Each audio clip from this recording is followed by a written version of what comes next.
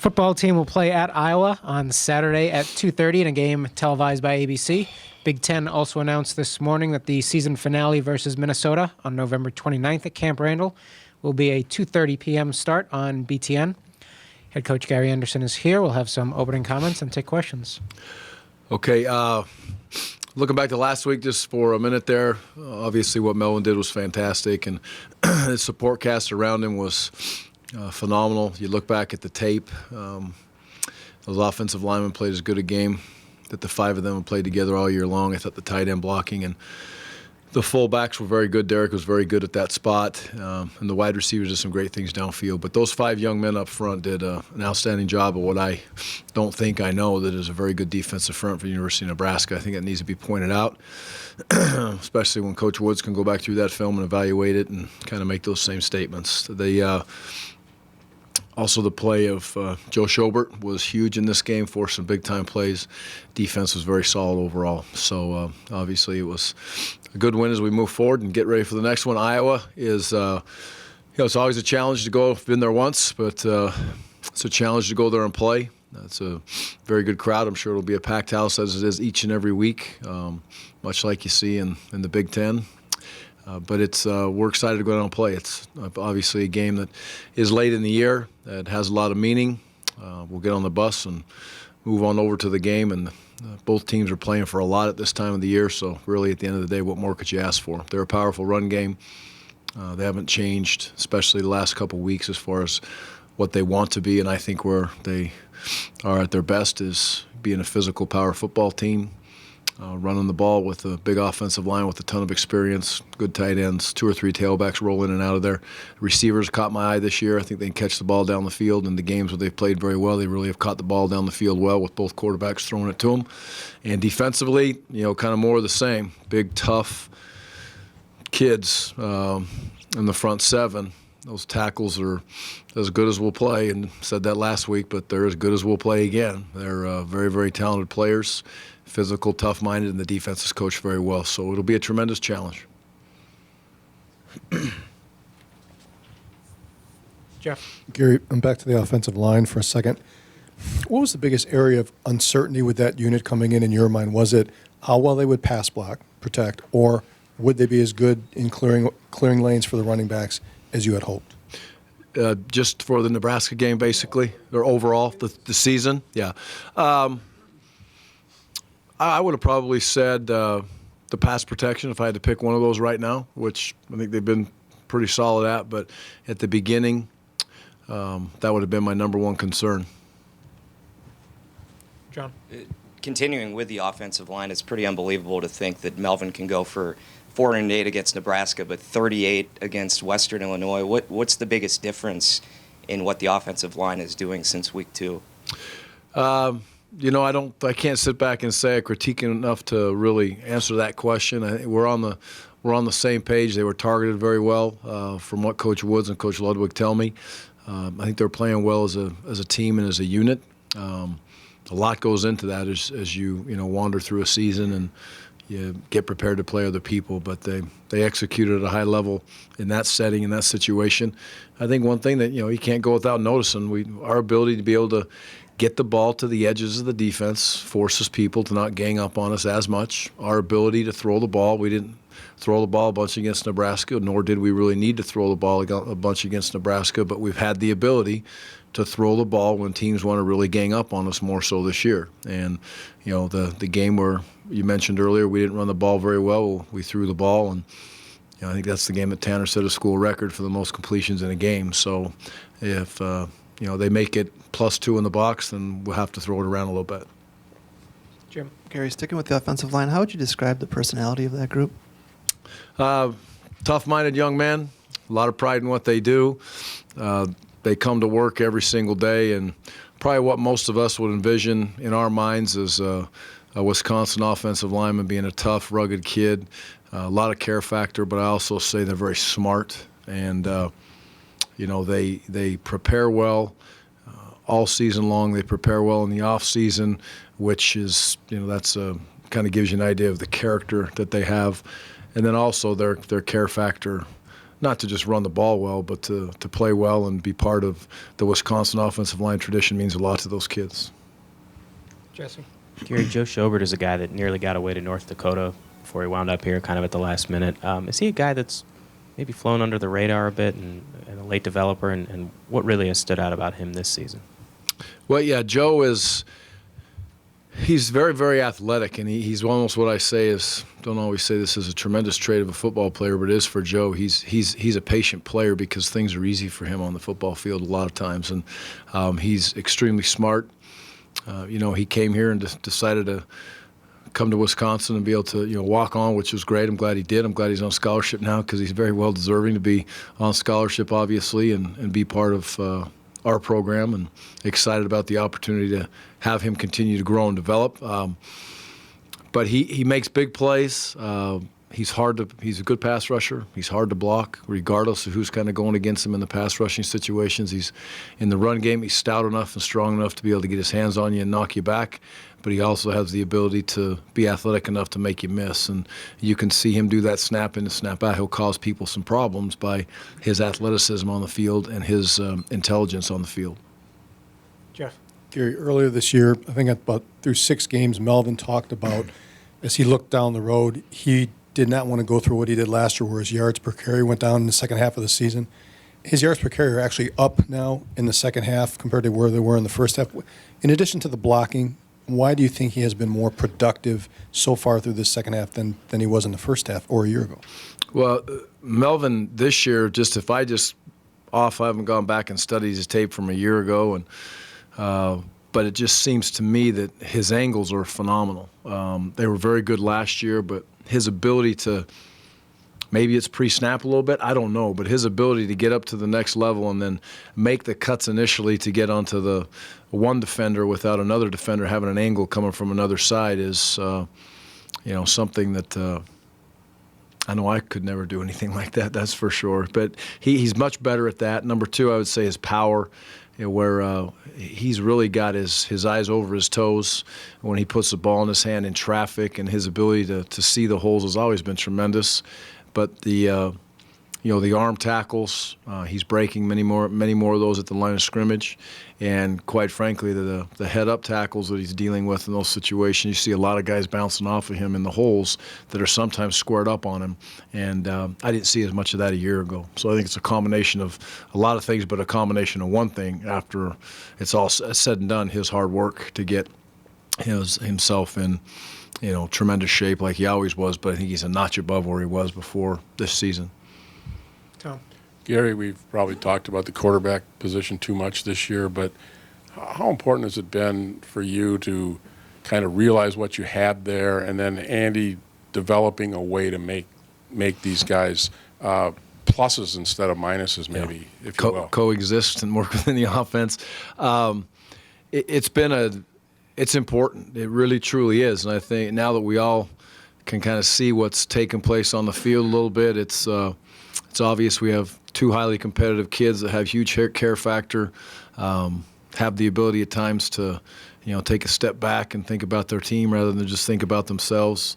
But now we have the dynamic because, you just talk about practice, and I'm not sure Nebraska went through it and all the teams that we've played, and I'm sure Iowa's going to go through it too. They have to spend a lot of time practicing the spread. And if we can just eat up 15 or 20 minutes a day of practice, and that they would like to use working on 13 personnel, 21 personnel, the power, all the stuff that has to deal with, our normal offense, and then the play action shots plus the play actions, you can't get it all practiced the way that you want to be able to practice it. So that's the positive for us as a whole, as an offense and as a football program. But for those kids, I was excited for their success. It does you good. It puts a smile on your face when you see Joel go out there and do what he did in this last game and the games prior to this. And I know we didn't throw the ball a lot last game, but again, we didn't really need to. When his opportunity to affect the game is always important in the way he checks the ball and the way he did throw the ball. The one throw kind of got us going offensively. It's a 3rd down. It's converted. I think we scored the next play or within 2 plays after that, which was huge. He got out of the way. He took a big shot again. Joel Stave can stand in there and take a shot with any of them in the back in the from those big defensive linemen or linebackers, whoever it may be. And this last game, I ended up taking a timeout because I couldn't tell if he caught his breath or if he was hurt or had lost his breath or where he was. And he comes over and says, I'm all right, shakes it off and moves onward. And then Tanner, for him to be able to affect the game in a positive way, for him, it's great to see him have some success moving to the quarterback position this year. Eric? Melvin had something like 6 or 7 runs of 35 yards or more. It just seemed he was ripping off chunks and chunks of yardage. Sometimes it's fun to compare running backs through the years. Who was the last running back that you can remember watching that you thought had that explosiveness of Melvin Gordon this year? You know what? I don't remember one. And again, I don't sit back and study all the running backs that are out there, but what Melvin does, whether I've watched it on TV or I see it firsthand on the sidelines as a coach, there's nobody that has the ability to play with that explosiveness and to just all of a sudden, away he goes. It's amazing to see what he does, and then to see the consistency that he's able to do it with, when he's given the opportunity to get a crease. So I've been lucky as a head coach to coach some tremendous backs, and 2 or 3 of them are playing in the NFL, and they're great players. But I've never seen a guy like Melvin in college do what he does inside the tackle box and outside the tackle box. It's incredible. Jesse? The spotlight has been on Melvin all season long, and you've really praised the way that he's handled all of this, everything coming his way. But, with the last couple of weeks coming up and the game that he just had, the national spotlight seems like it would be even more magnified. Do you have any concerns at all that can wear on a college kid? I don't think so. No, I don't at all with Melvin, and I don't think it will for a lot of reasons. Number one, Melvin won't allow it. Number two, his mom won't allow it. Number three, Brian promised me he won't allow it. For myself, I want to make sure that I'm just there to be able to communicate with him and talk with him and as needed. But what I believe is going to happen with Melvin in the last 2 weeks is you're going to see him more driven than ever because, he wants to have a shot at that championship for his team, and he also wants a chance to be the best player in college football. And those are both there. So I have no doubts that Melvin's going to do nothing more than simply crank it up a notch, and he'll be able to push away all those distractions, and he'll be very prepared when the opportunity presents itself. And he'll have to be. If we're going to do what we want to do as a team, he's going to have to be a great player for us this next week for us to be able to win. Jason? Coach, going back to Joe Schobert, has he surprised you at all with his improvement this year, or were you guys kind of expecting this type of breakout? On the end of the line of scrimmage and his rush in the passer, I would say he's better at that than I thought he would be. I don't know if surprise is the word, but just his ability to play with strength on the line of scrimmage with the big tackles. Last year we tried to protect him a little bit more, not really have him on the end of the line of scrimmage as much in the run game. And he didn't have to play nearly as much as he did a year ago. He wasn't playing every snap last year. Ethan was in there, whoever was playing that, BK, whoever was playing that spot. So his ability to do that on the line of scrimmage and this pass rush and the run that's coming right at him, it's been impressive. And again, not surprisingly, but a pleasant surprise, I would have to say. But then his ability to be involved in our drops, he's out sometimes in space on a wide receiver. He's out sometimes in space on a tight end. His man coverage skills, he's doing that as well as he did in spring ball, and we expected him to be able to do that. So he's had a tremendous year, and I believe he'll continue to, which, again, he needs to. Both those outside backers are kind of our big play guys right now in the defense, along with Landish, that need to make those big plays. Jeff? Gary, it looks like Dave has really gotten comfortable with, going with 2 down linemen, 4 backers, and 5 DBs. And traditionally, if you look at that scheme, you think, okay, the other team's just going to run the ball down your throat and do it effectively, but they haven't been able to do that. What's been the key to the success of that look that Dave likes to use? Well, the big thing is that Vince Beagle, I use Vinny too much sometimes. Vince Beagle has the ability to play and get his hand on the ground when he needs to. It's not every snap. It's just every once in a while. This last game, we actually had to do that a couple times with Joe, and Joe hung in there and did a good job. I don't feel good about doing that snap in and snap out, nor with Dave, but I do with Vince. I feel like he could go in there, and as long as we put him in a productive situation with the tackle, I think he can hang in there and do a nice job. So that's one key piece to the puzzle, where it is an outside linebacker, but it's got a little bit of a slash to a potential defensive end. The other thing is, those two inside tackles or ends or whoever you want to call those kids, I think have grown and developed and got better, and we have enough of them that we can flow through there and rotate them in. This week's probably be a little different. This week we're going to have to play with more, three. Joe Schobert is a true outside backer, and Vinny is a outside backer, and three of those defensive linemen in there much more this week, assuming we can get Zags back and have him ready to go. Andy. Gary, getting back to Andy Ludwig in the offense, is your trust in your coordinator explicit right from the get-go, or does it evolve as the season goes along? Oh, no, I trust both of those coordinators. They're going to be prepared, and playing well consumes their lives week in and week out. And, you can see it at the beginning of the season. You can see it as the season wears on. It's taxing. It's a grind. They love it. They probably don't do what's best for them from a health standpoint as much as I wish they would sometimes, as hard as they grind and the things that they do. But those guys are grinders. They're workaholics.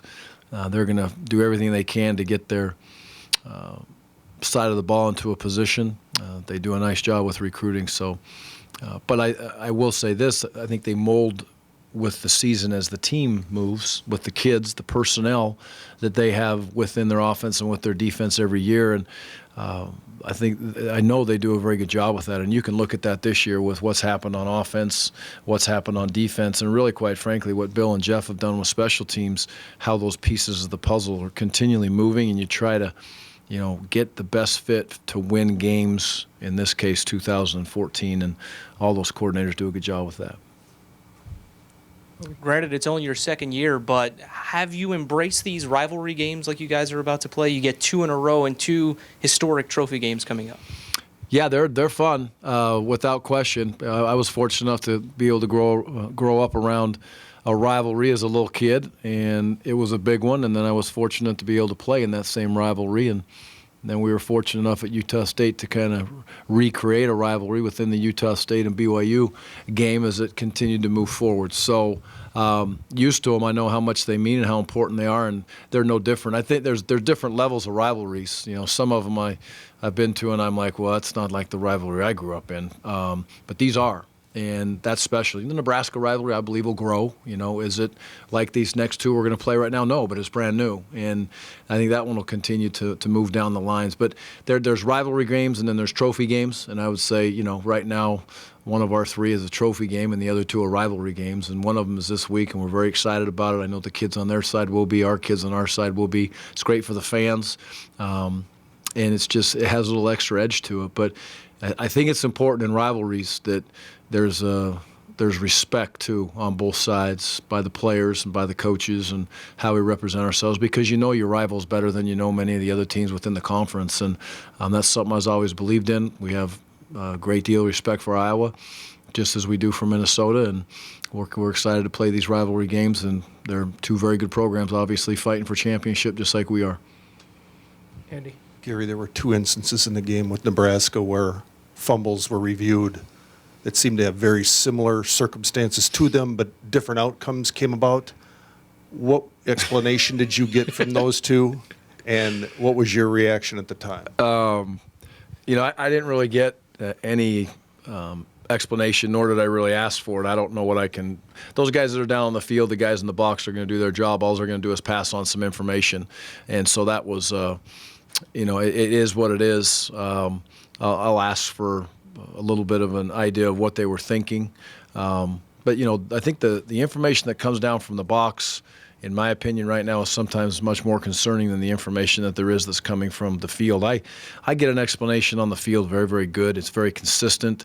And it's the answer, right? So you can yell and scream and flip and roll around on the ground if that's what you want to do, but that's not the way that I opt to go. I get irritated sometimes and probably should keep my mouth shut sometimes more than I do, but that is the information I get on the field. Sometimes from up top, it gets a little bit confusing. But again, what can I do? I can't run up into the press box and ask them to change it. But those were two bang calls.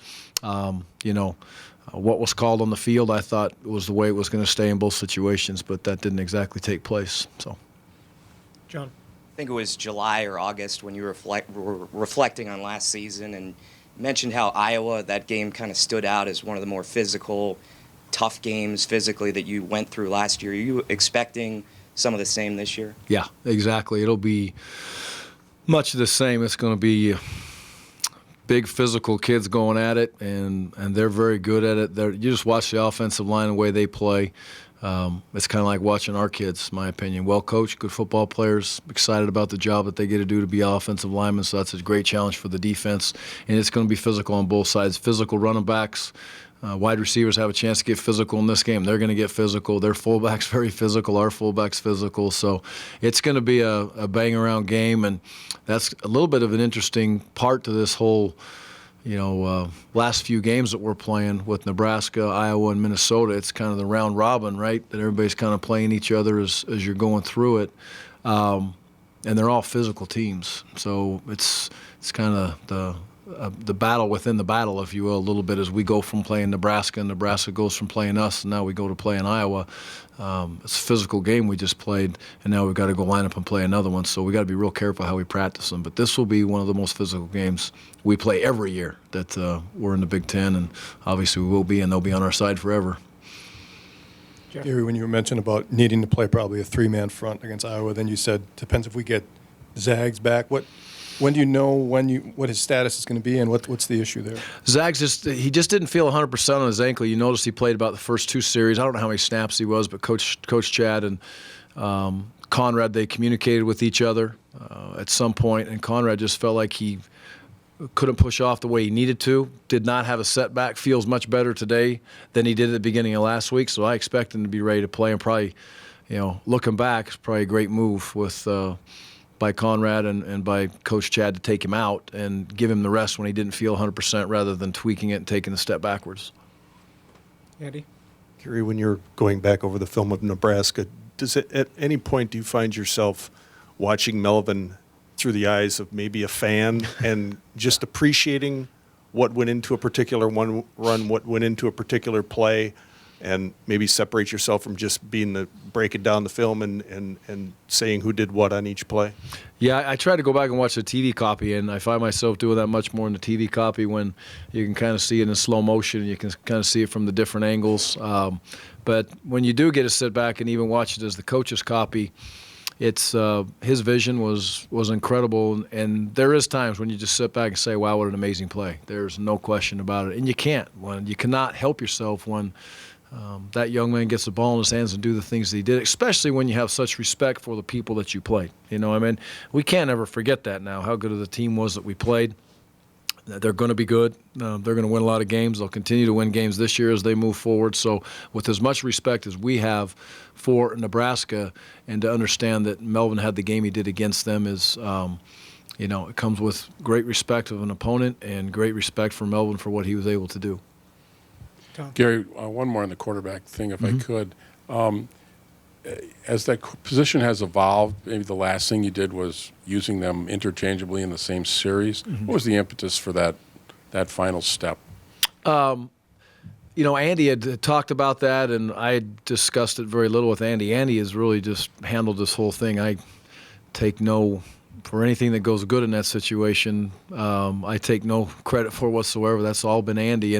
But he did think that there was, I'm not saying a timeline, but he had to feel comfortable with getting those kids to be in a position to just not play every series. And again, I'm not a quarterback guy, so I don't understand exactly what all goes into that, but I was in complete support of what Coach Ludd was saying and the direction he was going, and so were the kids. The kids were communicated with very well. They liked it, the opportunity to be able to play, number one, and then the opportunity to be able to go through series was not an issue. Then I saw them implementing it in practice where they were kind of going in and out, which they normally do, but now there was more of an emphasis saying, okay, hey, this is your play, this is your situation, this is when you may go in. And I think they're very well prepared to handle that now, and it was just the next step that Andy saw. So there may be another one out there. I don't know what it is yet, but there might be. Not yet. We'll see. Anything else for Coach? Okay. Thanks, guys. Go Badgers on Wisconsin.